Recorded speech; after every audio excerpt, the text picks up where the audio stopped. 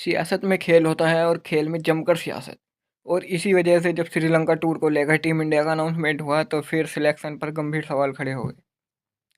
कई सारे सवाल जो खड़े हो रहे हैं, कई सारे सवाल जो पूछे जाने चाहिए, कई सारे सवाल जो जायज़ हैं, कई सवाल जो अपने अपने फेवरेट खिलाड़ियों के हिसाब से इमोशन बनकर निकल रहे हैं।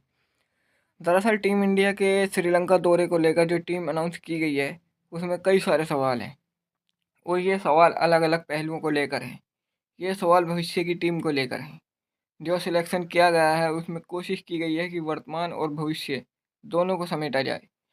कई स्ट्रॉन्ग मैसेजेस हैं, लेकिन सबसे बड़ा सवाल फिलहाल ये है कि क्या यही भविष्य के इंडिया हैं।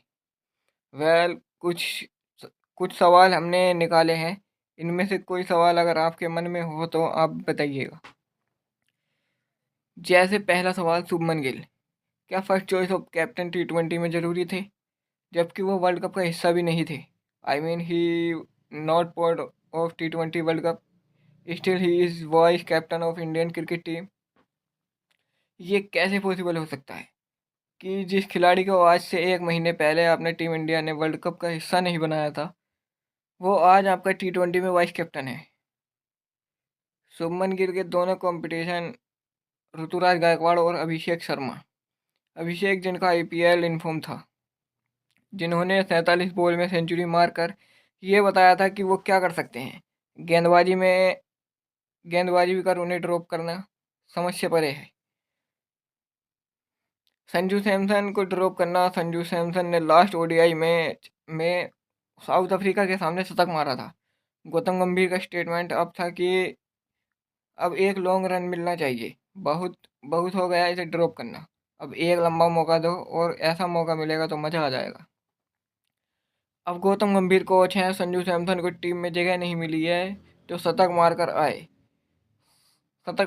गंभीर ने कहा था कि I am hope that will get more opportunity.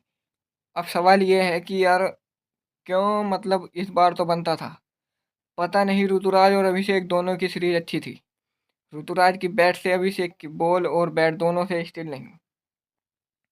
Rinku Singh को ओडीआई में मौका क्यों नहीं।